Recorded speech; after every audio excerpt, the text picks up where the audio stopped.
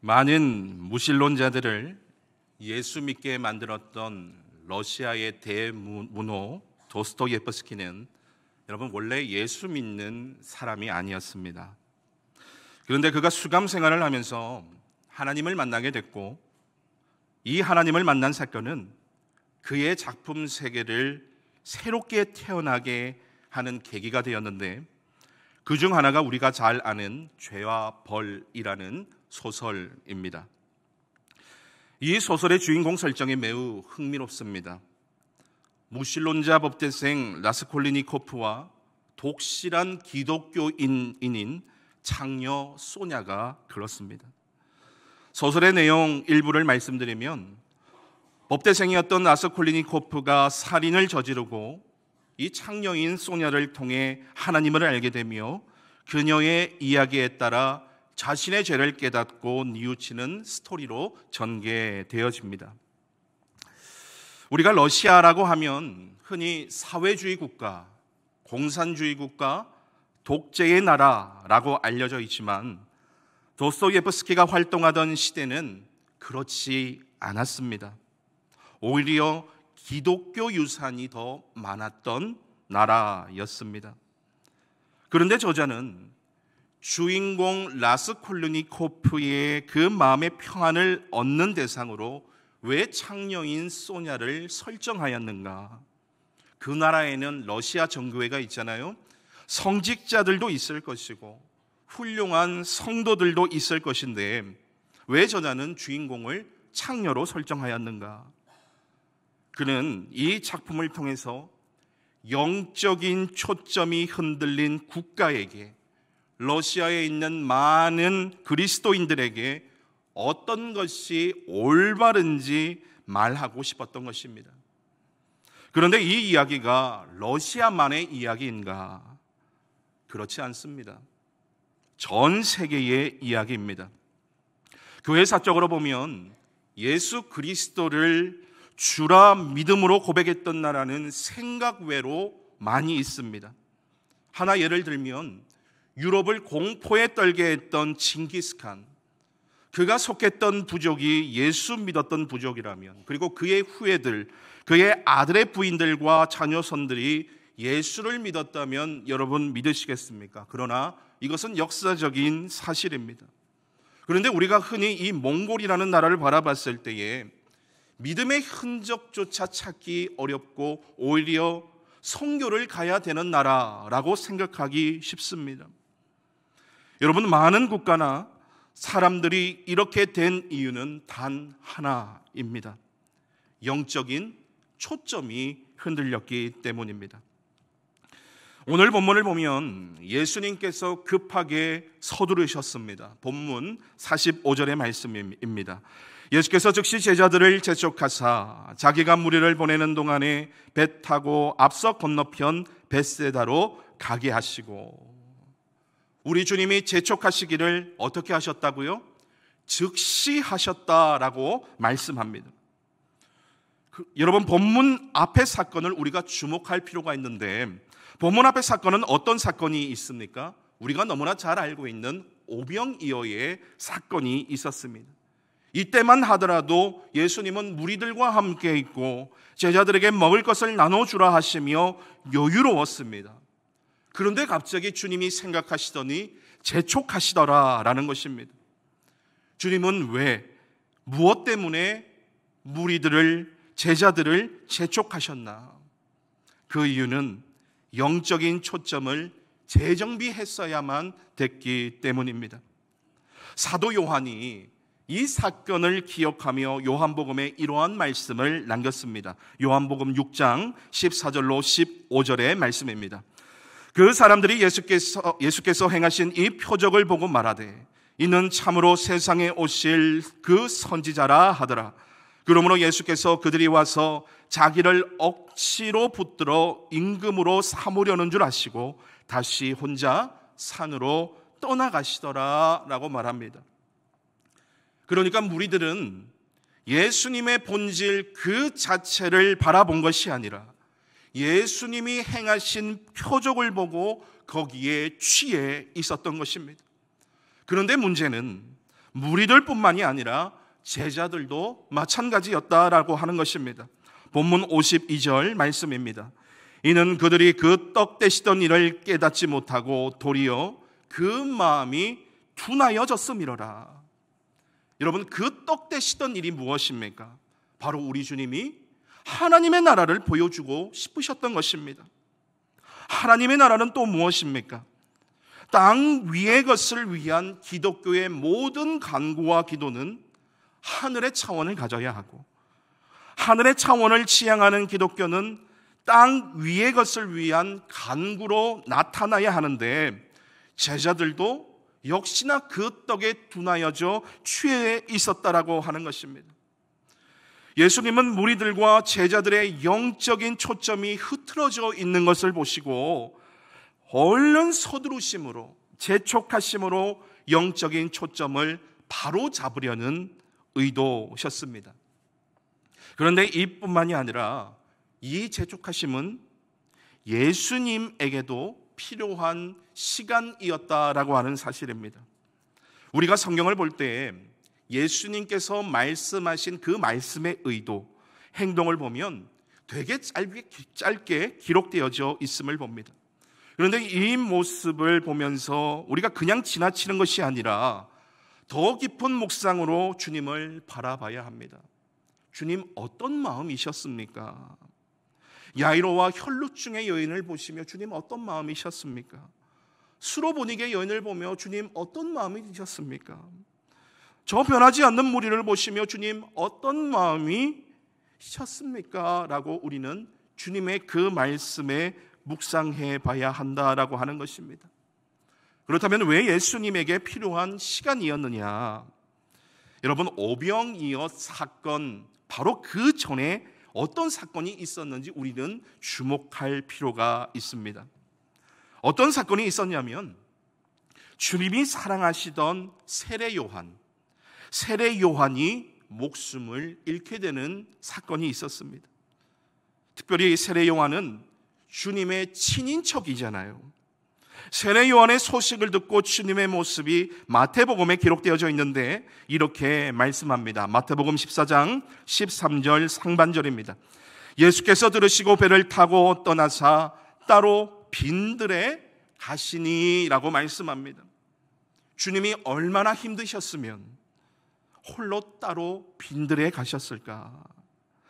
그런데 세례 요한의 죽음은요, 단순히 친인척의 죽음으로 힘든 것이 아니라 광야에서 외치는 소리, 주님의 길을 예비하는 자의 죽음은 곧 예수님의 죽음을 의미하는 것이기도 했습니다. 십자가가 다가오고 있더라라는 것입니다. 그 말할 수 없는 시간을 홀로 묵묵히 이겨내시며 그 무리들을 불쌍히 여겨 오병이의 기적을 베푸셨음에도 불구하고 무리들과 제자들의 행동은 예수님을 시험하는 것과 마찬가지였다라고 하는 것입니다. 그렇다면 이런 어려움을 주님은 어떻게 이기셨는가? 마태복음 14장 23절의 말씀입니다. 무리를 보내신 후에 기도하러 따로 산에 올라가시니라. 저물매 거기 혼자 계시더니 라고 말씀합니다. 여기에서 우리는 힌트를 얻습니다. 우리의 삶에 어려움이 있고 막막함이 있고 우울하고 내 자녀들이 내 마음 같지 않고 괴롭고 우리 가정에 모든 환난이 있을 때에 우리는 조용한 곳에 시간을 내어 하나님을 만나야 된다라고 하는 그 사실입니다. 오늘 우리 하나님께서 우리에게 주신 은혜가 무엇입니까? 하나님을 만날 때에 우리에게 참된 평안을 허락하여 주시는 줄로 믿습니다. 그런데 이제 문제는 여러분 제자들입니다. 제자들은 거센 풍랑을 만나게 됩니다. 여러분, 이들의 영적인 상태가 어떠했다고요?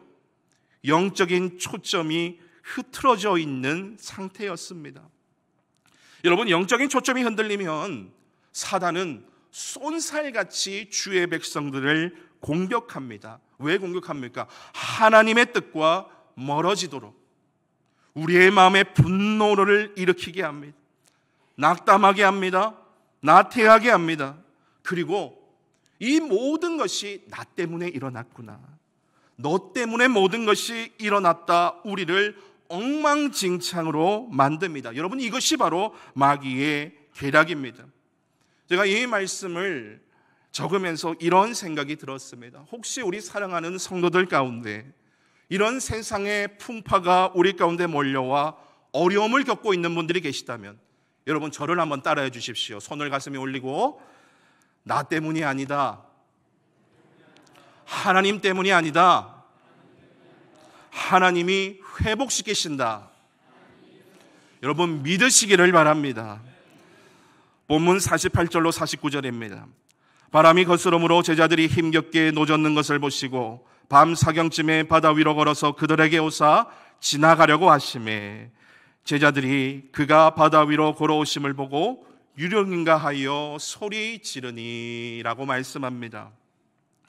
여러분, 제 이야기를 조금 할까 합니다. 초등학교 2학년 때의 일입니다.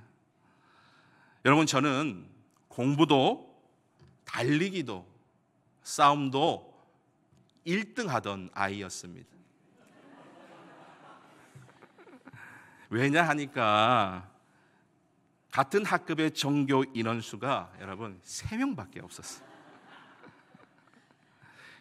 그런데 이런 제가 전학을 갔으니 그 학교에서 얼마나 시기의 대상이었겠습니까? 그때 당시 1등은 유땡땡이라고 하는 친구였습니다. 그런데 이 친구는 인기도 상당했고 친구들을 많이 이렇게 데리고 다니는 친구였어요. 그런데 이 친구가 통영 약수암 암자에 살고 있던 친구입니다. 그러니까 불교인 거죠. 그런데 교회하면 천의줄인데 둘만 만나면 싸움이 나는 겁니다. 양보 없습니다. 종교 전쟁이었습니다. 그런데 싸우다가 친해진다고 정말 둘도 없는 친구가 되었습니다. 그래서 어느 날 이 친구를 전도해야겠다라는 생각이 들어서 교회 가자 했더니 역시나 쉽지 않습니다. 얼마나 교육을 받는 것인지 저는 알지 못했지만 그 친구는 정말 쉽지 않았습니다. 그런데 오히려 이 친구가 제게 역제안을 하는 거예요. 토요일에 우리 집에 친구들을 초대하려고 하는데 너도 가자. 토요일에 가면 나도 주일에 교회 가겠다. 약간의 생각이 들었지만 이거 좋은 기회다 하고 이 친구를 따라 나섰습니다. 그런데 이 친구 집에 가려고 하니 그 순간 아차 싶은 겁니다. 이 친구 집에 들어가려면 절에 들어가야 했거든요. 여러분, 이 당시에 제가 교육을 어떻게 받았냐면 절에 가면 지옥 간다라고 교육을 받았습니다. 너무 아차 싶은 거예요. 그런데 같이 함께 갔던 친구들이 그 절 입구에서, 지금도 생생합니다, 절 입구에서 갑자기 두 손을 모으고 꾸벅 인사를 하는 거예요. 그 순간 어린 제 마음에 별의별 생각이 다 들었습니다. 이 친구들도 하는데 나도 해야 하나, 그런 두려움이 몰려오는 거예요. 그런데 갑자기 그 유땡땡 친구가 휘준이는 안 해도 돼 이러는 거예요. 저는 지금도 하나님께서 저를 지켜주셨다라고 생각이 되어지는데, 그런데 그 순간 하나님께 너무 죄송한 거예요. 왜 그 순간 이런 고민을 했지? 지금 생각해 보니까 두려움에 붙잡히니까 제대로 된 판단을 못했던 겁니다. 여러분, 오늘 본문의 말씀에도 마찬가지입니다. 제자들도 두려움에 사로잡혀 있습니다. 어쩔 줄 모릅니다. 두려움에 사로잡히니 주님을 유령이라 생각했습니다. 여러분, 우리가 하나님 앞에 집중되어 있지 않고 영적인 초점이 흔들리면 사단은 그 두려움으로 말미암아 우리를 정신 차리지 못하게 만듭니다. 너 절 앞에서 인사하지 않으면 친구들이 너 싫어할 거야. 너 이 정도의 소유를 가지고 있지 않으면 너 인생 실패한 거야. 너 배를 붙들지 않으면 죽을 거야 라고 사단은 끊임없이 우리를 공격합니다. 그래서 성경은 끊임없이 우리에게 말씀하시기를 무엇이라 말씀하냐면 두려워하지 말라, 놀라지 말라. 두려워하지 말라, 놀라지 말라, 내가 너와 함께함이라 라고 예수님은 우리에게 말씀하시더라라는 것입니다. 여러분, 예수님의 모습을 다시 묵상해 보길 원합니다. 여러분, 예수님은 제자들과 비견할 수 없을 만큼의 두려움과 압박감에 시달리셨습니다. 여러분, 겟세마네 동산에서 기도하시던 예수님의 모습을 떠올려 보십시오. 피땀 흘리시기까지 십자가가 주님을 압박했습니다. 그런데 이 원수 사단은 이 기회로 주님을 두려움에 사로잡히도록 시험했을 것입니다. 그런데 주님은 두려워하지 않으셨어요. 주님은 어떻게 해서 이 모든 것을 이겨낼 수 있었겠느냐라는 것입니다. 그것은 하나님 외에 의지하는 것이 없었기 때문입니다. 그렇다면 제자들은 왜 두려워했습니까? 여러분, 배를 의지했기 때문이에요. 배가 제구실을 못하니까 두렵습니다. 사람은 인생의 풍랑 앞에서 나의 능력과 나의 소유가 제구실을 하지 못할 때에 그냥 무너지고 맙니다. 그것이 내 실력이고 그것을 의지하고 있기 때문입니다. 그러나 믿는 자들은 보이지 않는 것을 봐야 합니다. 이 모든 것을 하나님이 주관하고 있음을 말입니다. 그것이 풍랑이든 바다든 우리 가정에 풀리지 않는 모든 문제이든 다 하나님의 주관 속에 있다라고 하는 사실입니다. 여러분, 사람의 본능은 당연히 눈으로 보고 믿는 것이 당연합니다. 하지만 눈에 보이는 것이 전부가 아니기에 우리는 기도해야 하는 것입니다. 하나님, 나의 영안을 열어주옵시고 하나님의 역사하심을 바라보게 하옵소서. 하나님의 말씀 내가 믿게 하옵소서. 이제 주님께서 풍랑 속에 제자들을 찾아오십니다. 주님이 제자들을 보시며 무엇이라 말씀하셨냐면 안심하라, 내니 두려워 말라라고 말씀하셨습니다. 여러분, 무슨 말씀입니까? 내가 함께하면 그 일이 이미 해결된 것이다 라고 말씀하고 있는 것입니다. 그런데도 많은 그리스도인들이 범하는 실수가 있습니다. 그것이 무엇이냐면 내 상황이 해결되어야만 응답을 받았다라고 생각하는 것입니다. 하지만 이는 우리의 잘못된 생각입니다. 이는 제자들의 모습 속에서도 그대로 발견되어집니다. 예수님이 배에 오르시자 풍랑이 그치는데 그제서야 배에 있는 사람들이 예수께 절하며 이르되 진실로 하나님의 아들이로소이다 하더라 라고 이야기를 하더라라는 겁니다. 그런데 여러분, 하박국 선지자를 보십시오. 그가 이스라엘의 현 상황에서 무엇이라고 고백합니까? 비록 무화과 나무가 무성하지 못하며 포도나무에 열매가 없으며 감람나무에 소출이 없으며 밭에 먹을 것이 없으며 우리의 양이 없으며 외양간에 소가 없을지라도 나는 여호와로 말미암아 즐거워하며 나의 구원의 하나님으로 말미암아 기뻐하리로다 라고 말씀하고 있습니다. 여러분, 여기서 무화과 나무, 포도나무, 감람나무는 그냥 나무를 이야기한 것이 아니라 이 나무들은 이스라엘 경제에서 아주 큰 역할을 했던 나무들입니다. 그런데 이 나무들이 무성하지 못하다 말합니다. 열매가 없다라고 이야기합니다. 소출이 없고 먹을 것도 없고 양이 없고 소가 없다라고 말합니다. 이는 당시 이스라엘 사회가 사람이 살아가기에 너무나 턱없이 부족한 시대였다라고 하는 것입니다. 그럼에도 불구하고 하박국 선지자는 난 여호와로 말미암아 즐거워하며 나의 구원의 하나님으로 말미암아 기뻐하리로다 라고 고백하는 것입니다. 이는 하나님이 함께 하시면 모든 것이 충분합니다. 십자가로 나는 충분합니다. 나에게 있는 문제들은 이제 시간 문제일 뿐입니다 라고 하박국 선지자는 이야기하고 있더라라는 것입니다. 이러한 상황 속에서 한 제자가 주님께 아뢰입니다. 마태복음 14장 28절입니다. 베드로가 대답하여 이르되 주여, 만일 주님이시거든 나를 명하사 물 위로 오라 하소서 하니라고 고백합니다. 여러분, 물론 우리가 하나님 앞에 기도합니다. 상황이 해결되어야만 응답이라 생각하는 신앙이 잘못되었다라고 말씀드리는 것이 아닙니다. 그러나 우리 그리스도인들은 이 차원을 뛰어넘어야 됩니다.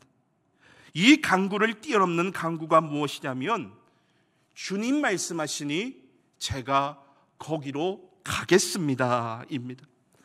여러분, 베드로는 풍랑을 멈춰달라 이야기하지 않았습니다. 주님 거기 계시오니 나를 명하사 물 위로 오라 하소서. 제가 거기로 가겠습니다 라고 말합니다. 배를 의지하다 풍랑을 맞게 되면 여러분 두려운 법입니다. 그러나 주님이 거기 계시니 주님과 함께하여 물 위에서 풍랑을 바라보면 두렵지 않은 법입니다. 여러분, 유라굴로 속 바울이 그러했습니다. 물론 베드로는 의심하여 바다에 빠지게 되죠. 그때에 주님이 베드로에게 믿음이 작은 자여 왜 의심하였느냐라고 말씀하십니다. 저는 이때까지 이 장면이 믿음이 없어서 예수님께 혼나는 장면이라 생각했습니다. 그런데 묵상하면 묵상할수록 예수님이 이 베드로를 보시며 그 얼마나 사랑스러운 눈빛으로, 그 얼마나 대견한 눈빛으로, 자랑스러운 눈빛으로 그 아들을, 그 제자를 일으켜 세우셨을까?